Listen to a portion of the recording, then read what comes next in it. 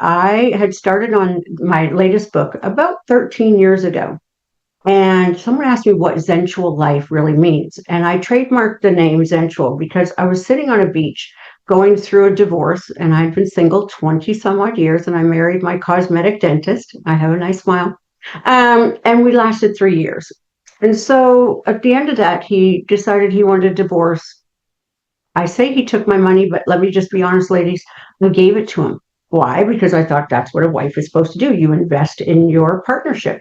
So divorce, had to move out of my very nice home and got to move out of my office with my husband at the time. And my daughter, who had been clean for 8 years from a meth addiction, started using again. So I don't think there could have been anything else that happened during that period that would have tested me any more than all of those things.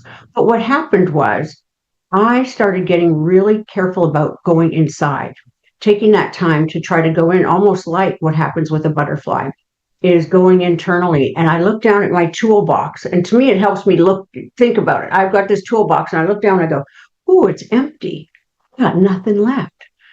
There's nothing in there. And I've been a coach for a long time, and I have a human resource consulting business. So to me, my toolbox has always been very helpful because I need it in all sorts of different situations. There was nothing left. I had no tools left to handle everything that was happening all at once.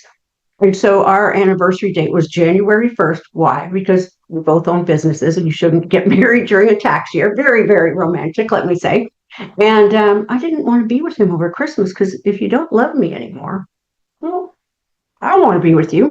So I went to Cancun for 3 weeks on a sabbatical.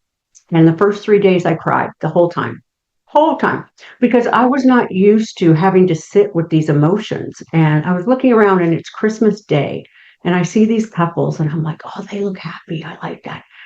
And I was sitting on the beach, and I thought, you can feel the ocean, and there's a lot of energy in the ocean. I was like, I just want a Zen life. I want something peaceful. I don't want all this drama anymore. But I wanted a sensual life. And what I mean by that is I had never taken the time to slow down and enjoy my life. A conversation, what we're doing tonight, sharing with each other, spending time together. I have a friend that when she goes out to eat, she acts like she's making love to her plate. She's just so excited about food. And I thought to myself, it's just food. I say that all the time, but I realized it's not just food. It's an opportunity to be present in my body and to have that concept. And so that's when I started coming up with the idea that I want whatever this sensual life looks like. I want to be in charge of what I get to do and who I spend time with and how I do it.